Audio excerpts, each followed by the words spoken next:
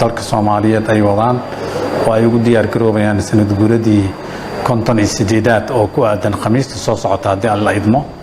12 Abriil ee khamiista soo socota ku aadan diyaar garowgaasi wuxuu isugu jiraa mid ciidamadu ay sameyn doonaan loolatus ay sameyn doonaan training oo isugu jira ciidamada qalabka ay wataan haday noqon lahayd baabuurta gaashamaan haday noqon lahayd kuwa kale oo ayagana ciidan saaran oo dulmana diyaar garow balaaran ayaa socda مجال أبحثي مساعدة كشركة مساعدة مرفع بنا يسميناس فالمرة هذا السعودي حاطنا وشيء فرتا ومحسبتنا هذا كده من نوكل نجي كانوا كدبيتهم كانوا كزيتهم يسمي runtii annaga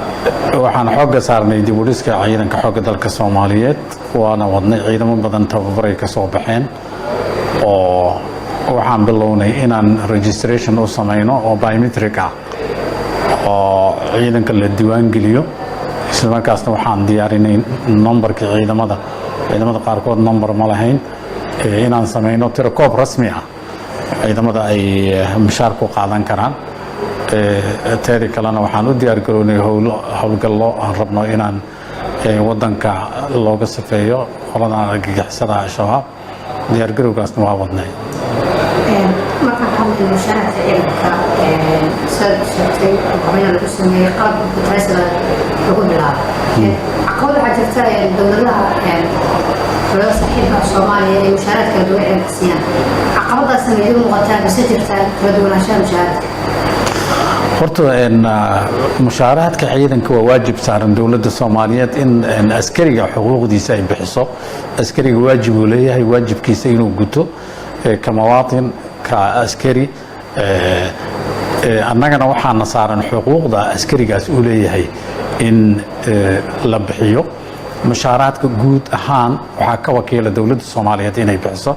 hadda telekoobkii aan sameeynay teedi kale nambaro waxaan rabnaa inaan ku aadino 12 Abriil oo ku aadan khamiista inaan ku aadino ciidamada la tababaray sida ciidanka hadda ay tababareen xeradan General Golden lagu tababaray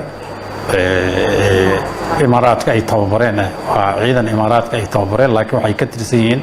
xooga dalka Soomaaliyeed ciidankaas nambarkiisa la siin doona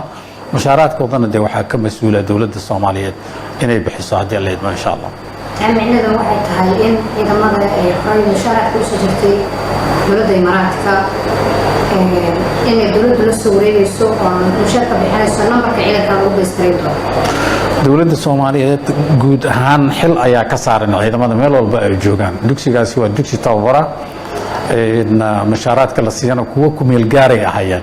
sidoo ku meel gaarkaasna meel uu ku eg yahay kadibna waxa la wareegi doona dawladda Soomaaliyeed ayaa la wareegaysa mushaaraadka siinayso haddana waa la diyaariyay qorshahooda tirakoobkooda la diyaariyay nambaradooda waa la diyaariyay waxaan ku aadin doonaa 12 Abriil nambarada in la siiyo mushaaraadkoodna waa la siinaya horay kamadaas eedayn badan way maalasay dadku u jeedinayaan oo la leeyahay dawladda ka war qaada jiray marka hadda miya number loo sameeyay ciidamada xoogga dalka ugu noqonaya horay ka mid ahayn ciidanka tababaray u joogeen markii hore ciidamada xoogga dalka Soomaaliyeed way ka mid ahaayeen tababaray u joogeen hadda qeyb ayaa la tababarayay marka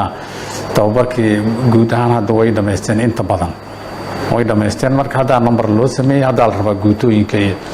iyo maxaa la yiraahdaa ururada iyo horimaha xoogga dalka Soomaaliyeed in loo kala qaybiyo hadii la idmo insha Allah marka dawladda maanta qaada shalay mushaaraadka istuqmidka u soo jirta dawladda Soomaaliyeed guuleys diyaar ma taas annaga ka dawlad ahaan waajibka annaga waxa way ciidanka annaga inaan kafaalad qaadno mashaariidkiisa inaan bixino waa mas'uuliyad annaga nasaaran marka mas'uuliyadda annaga nasaaranna inaan dad kale ka codsano runtii waa u mahad celinaynaa dawladda imaaraadka tababarka ay siisay ciidankaas iyo xaradaas tababarku ay furtay oo qayb ka mid ah ciidanka xoogga dalka Soomaaliyeed lagu tababaro taas waa uga mahad celinaynaa laakiin wixii ku saabsan xuquuqda ciidankaas ay leeyihiin annagayna saarantay